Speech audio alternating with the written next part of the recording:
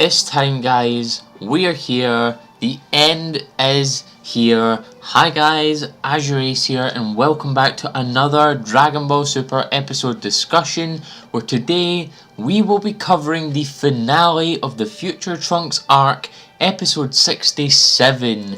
And man, what an emotional episode it was. The first half of the episode was a bit meh, there's a couple of things I had problems with, but the second half, absolutely just perfect. The way Trunks got sent off, the different little things here and there that gave Trunks his farewell, just that bit of emotion, I absolutely loved it. But nevertheless, let's get into the finale, episode 67 of Dragon Ball Super. 新たな希望を胸に、さらばトランクス。 The episode begins almost exactly where we left off, with Trunks slicing Zamasu completely. Zamasu's like, how have I been defeated by a mortal? How can this be? He then turns into this huge, massive light and just fades away. Just simply fades away. Goku and Vegeta then congratulate Trunks on beating Zamasu, and he says that, it's because everyone pulled their powers together. But all is not well, as if you guys read the preview back a few weeks ago, it did say Zamasu only lost his physical body. And that's right, we see this red energy shoot up to the sky and all these clouds start appearing, and then from the clouds Zamasu's face starts appearing everywhere, all over the clouds. He's laughing maniacally, he is crazy right now. Goku and Vegeta try to go Super Saiyan Blue but can't because of the final Kamehameha. For whatever reason, that drained their power so much. God knows why. Don't know. Just a little bit of bad writing, but that's been the case for the past 2 episodes. But other than that, Trunks goes into I guess it's Super Saiyan 2 he goes into. They don't make that explicitly clear whether he goes his new form or Super Saiyan 2, because he does not have the blue aura that he had before. And Goku, Vegeta go up with him, and Goku fires a Kamehameha. Trunks fires a Gallic Gun, and Vegeta fires a Final Flash. They all kind of combine together, and it doesn't work. But then Zamasu's, the mouths of the Zamasus in the sky all start opening, and they fire this red ki blast down to the earth. It's Armageddon right now. They're just firing so many blasts at the earth. Trunks, Goku and Vegeta try to hold them back. Nothing is working. Everyone is dying. Literally, everyone is dying. We see Android 8 disappear, we see Turtle or Kami and Kami House disappear, we see all the people up at the lab disappear, and then we come back from all this destruction and everything is gone. Everything is gone apart from Goku, Vegeta, Trunks, Mai, Bulma, and the 2 Kaioshins, Gowasu and Kaioshin Supreme Kai. They're all fine, as well as the Time Machine. And it's whoa, what is going on right now? Then Goku says, if only I had a Senzu Bean, we could finish this with Super Saiyan Blue. And then, obviously, he finds the Zeno button in his back pocket. He says to Kaioshin if it would be a good idea to bring Zeno into this, and if it would bring the future version of Zeno into this. So he presses the button and Zeno does appear. However, it is indeed the future Zeno, which is kind of weird. I would have thought that Zeno would be such an omnipotent presence that he would control not just the universes but the timelines as well. So he does call on future Zeno to aid him. Zeno's where am I? Who are you? Goku says that, he's Goku. And then Zeno says, I don't like this place. Were you responsible for this? And he says no, and he points to the sky showing Zamasu, and Zeno's he's really annoying me. And Goku says, right, maybe you should destroy him. And then Zeno's yeah, I'm gonna destroy this world. And he starts lighting up with this white energy, and Goku's oh no, I have made a grave mistake here. And he's shouting Bulma, Trunks, man, get in the time machine. He tells Kaioshin and Gowasu to go away with the time rings, and Zeno's just flying up. He's I'm gonna destroy this place. And he starts shining with this white energy. Zamasu starts screaming. They escape in the time machine with Goku and Vegeta latching onto the legs. And then just everything gets destroyed, guys. Like, whoa. We go back to the present, which I didn't actually mention. Like, Zamasu was messing with the timelines. He was becoming the universe. He was assimilating himself across all of Universe 7 in the future timeline, and somehow, some way, managed to get into the present timeline, because there was this massive rift in the sky that had Zamasu's face on it. Even Whis and Beerus could sense the disturbance from Beerus' planet, but that did disappear. Goku and Trunks go back to the future timeline, and it's all gone. Zeno literally destroyed Trunks' timeline. It's heavily implied, in fact, I think Herms even explicitly states it on Twitter, that Zeno destroyed the universe. Not just Universe 7, but all of the universes, like Universe 1, 2, 3, 4, 5, 6, 7, 8, 9, 10, 11, and 12. He destroyed the entire timeline. That's mental. Goku and Trunks are just there, and Zeno's floating in just this massive white void. Goku takes him in and goes back to the present, and what do you know, future Zeno pops out the time machine. Beerus, Kaioshin and Gowasu all, freaking out. They jump out, Beerus, Kaioshin, Gowasu all freaking out. They go and bow to Zeno, and then Goku takes Zeno to a very, very interesting place. He gets Whis to take him to present Zeno's palace. Future Zeno is Zeno's playmate. That's absolutely amazing writing. I love that. That is one of my favourite parts of this episode. The fact that Goku brings future Zeno to present Zeno, and they're both like, Goku, who's this? And Goku introduces them both, and they're both just playing. I think that's absolutely amazing. I love that so much. And we also get the confirmation that Daishinkan, the guy who's in the top 5 fighters in all 12 universes, is actually Whis' dad. That's really weird. He is an angel as well as Whis. I think that was stated in the manga, but he is Whis' dad. That's weird. A few subs were interpreting it as younger brother, which is Ototo, even though he says Otosan, which is father, so that's where a little bit of the confusion came. But then they head back to the present, and it's time to go. It's time for Trunks to leave. This makes me sad, guys. But first, before Trunks leaves, they're all having dinner together, and well, you thought timeline stuff in Kingdom Hearts was bad?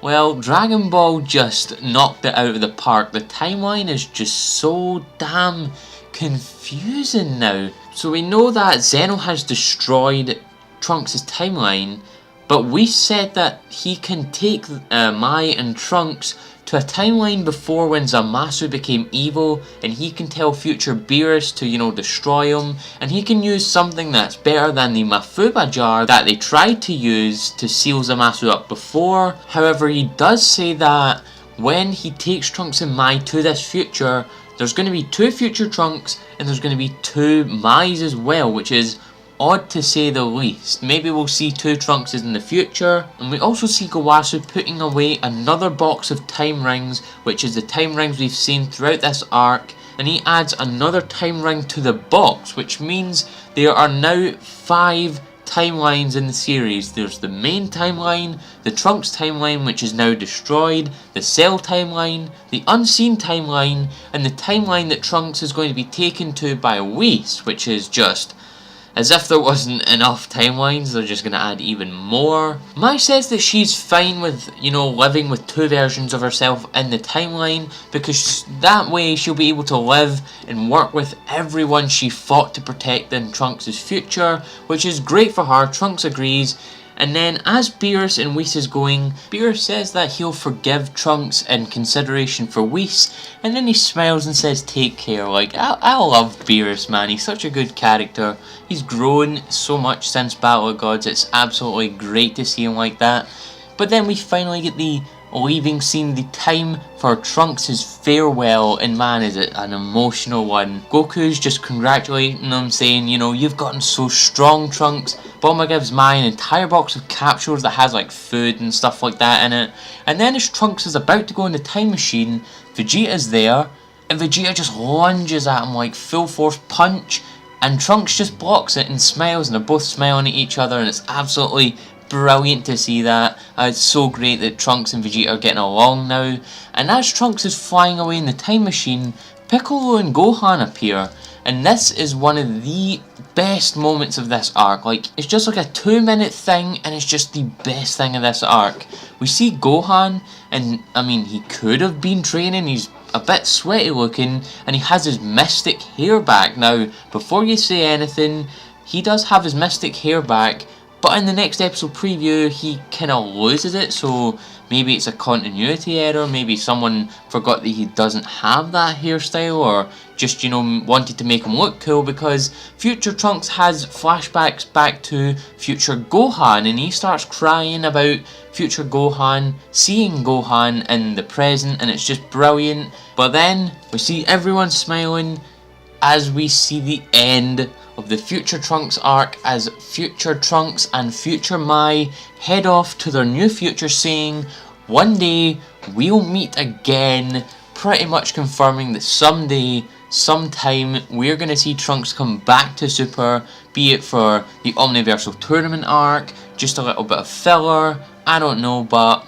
it's going to be great to see him come back, as we have finally come to the end of the episode, and with that, the end of the Future Trunks arc.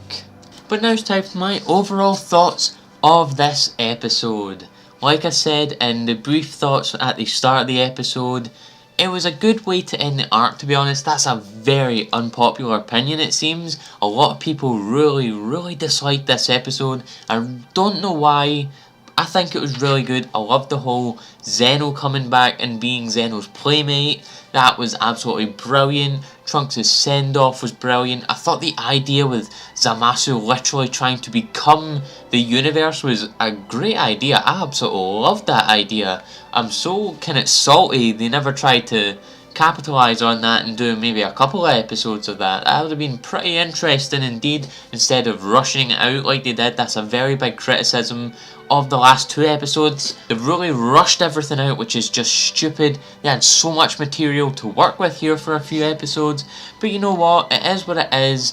Trunks is finally gone, and it's sad. But he did say that he's going to see them again, and that's brilliant. I want to see him come back for the Omniversal Tournament arc, and if he came back as a Super Saiyan Blue, man, that would be crazy. Maybe Whis will give future Beerus the nod, saying, you know, there's this Saiyan on Earth called Trunks, you know, go find him, train him, things like that. But the next thing I'm going to talk about is the fact that, yes, unlike the Champa arc, I will definitely 110% be doing an arc review for this arc. I just couldn't do it for the Champa arc, mainly due to how much little time I had to do it, but also for the fact that the arc was just so average that I didn't want to do one. I just had no motivation to do it, whereas for this arc I have a lot of motivation to do it, because this arc was both amazing and, well, terrible at the end of the arc, in terms of plot anyway. But that's what's happening with the arc review. And one thing I want to mention before going to the previews of the next episode, episode 68. Gohan's hair was in Mystic. Now, I am definitely of the belief that this is just a continuity error, because he does not normally have this hair, and in the next episode previews, he has lost his bang, which is really weird. I don't know why they did that. They're just cock teasing Gohan fans with everything they've got. Hopefully Gohan's going to return in the next big arc, and I personally think he will, because of, you know, the circumstances. If you guys have seen it, it's a very interesting arc. I'm going to leave a link to a video in the description below about the episode 68 to 71 leaks that came out a few days ago, or like a week ago. Very interesting stuff there. It highlights the start of the new arc coming on 18th of December, which is very soon, only a few weeks from now, guys. But now, with the overall thoughts out of the way, it's time to get into the previews as we come to episode 68, we are getting into the filler between now and the next big arc, guys, as we have episode 68 entitled Come Forth Shenron, Whose Wish Shall Be Granted. And this seems like a very wacky episode, but first of all, we are now back to the very classic Dragon Ball Super ending music. And I'm honestly quite happy about that. I love that music. And this episode looks so good. We see Goku going and gathering all the Dragon Balls because he has decided that he is going to revive Kaiosama. Now, if you guys remember, I know it's a very long time ago now, but during the Cell Saga, Goku teleported him and Cell in the massive giant, kind of bloated form that Cell had, and that blew up and killed Kaiosama as well as Goku, Gregory and Bubbles, as well as destroyed Kaio's planet. So that's why he's going to get revived, or possibly not get revived, because everyone seems to have wishes they want granted in this episode. We see Oolong and Roshi kind of going at it to try to get their wishes in. We see Gohan coming in with Pan having some sort of sickness. In the Jump preview that Herms posted, apparently Bulma is wanting to wish for a part for a new time machine, which is very interesting indeed to me. Maybe we're going to get another time machine, and maybe it's not going to be all about Trunks going back to the past. Maybe we'll get to see the characters go into the future, which will be very interesting if we do see that. We also see that Beerus is there for whatever reason, so I'm very interested to see what his role in this episode is. I wonder if he wants a wish granted. That would be pretty weird. We also see Android 18 with like a massive briefcase of money. Now, if that possibly might be the money that Mr. Satan gave to Goku way back at the start of Dragon Ball Super, which would be very weird, but that's all really I can talk about, because unlike the big arcs, there's not really much you can talk about the filler, So that wraps up this episode and the finale discussion for the Future Trunks arc. If you guys like this video, please leave a like and a comment in the comment section below. Share this amongst your friends.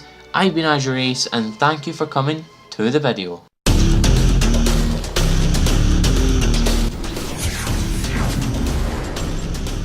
You have arrived. I'm here to tell you that if you don't subscribe to AzureAce for Dragon Ball, Kingdom Hearts, and Pokemon TCG content, you will wander forever in the darkness of your heart.